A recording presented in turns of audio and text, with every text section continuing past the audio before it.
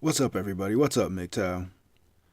So this video is going to be on how women play no role in sexual selection.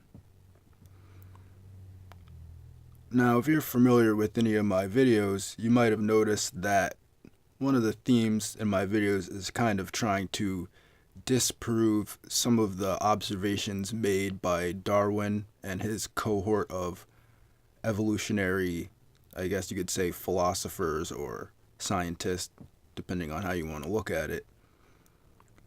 And it's not so much that his observations were incorrect fully, but it's like there's a gynocentric spin that most of his observations seem to put on the animal condition, as well as Briefald's law, but I've gotten into that a few times already. So people always come with this saying of men propose, women dispose, and certain sayings of that similar ilk. But is this really true?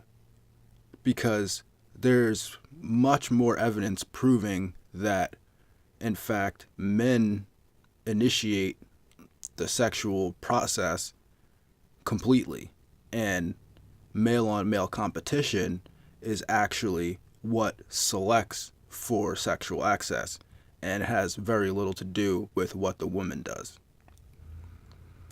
So I guess a good metaphor to look at it would be to say you and your friend were hanging out at your house and you just bought a new PlayStation and it only has one controller because you didn't get the second controller yet. Of course, you guys both want to play the game that you got, and you guys decide that only one of you can play at a time, so you're going to have an arm wrestling competition to see who gets to play the game first.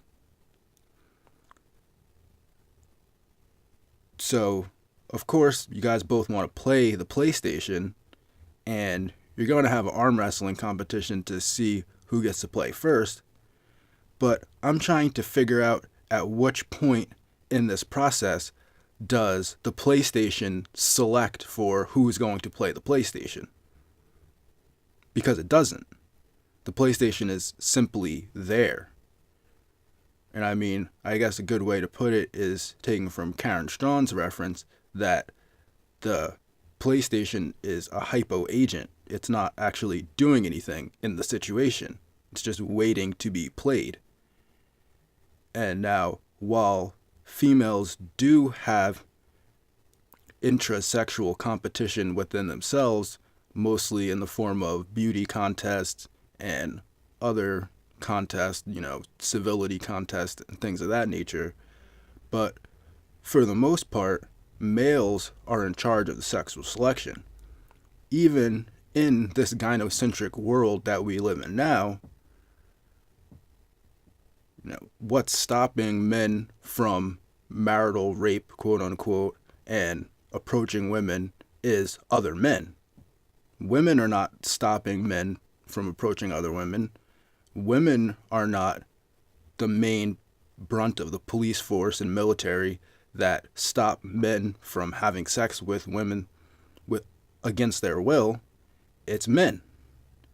And throughout the entire history at least of the human species, men have been the ones who dictate and select for who gets to have sex with the females. So this entire concept that women even play a role from a male view in sexual selection is pretty much ridiculous. Because women, typically speaking, in a sexually dimorphic species like humans, have no say over who has sex with them or not. And the intra-male competition is what decides who gets access to sex. It has nothing to do with the female. If we're going back to our example of the PlayStation doesn't choose who plays the PlayStation. You and your friend arm wrestling decide who plays the PlayStation. So, therefore, Briefald's law and Darwin's theory of sexual selection have pretty much been disproven, because to say that the woman is choosing who has sex with her is completely untrue, because the males competing against each other is what chooses who gets to have sex with the woman, not the woman. The woman has never had a choice in who has sex with her. The men compete to choose who gets to have sex with the woman, and that's just how it works. So with that, I'm going to get out of here. You guys have a good day, and go MGTOW.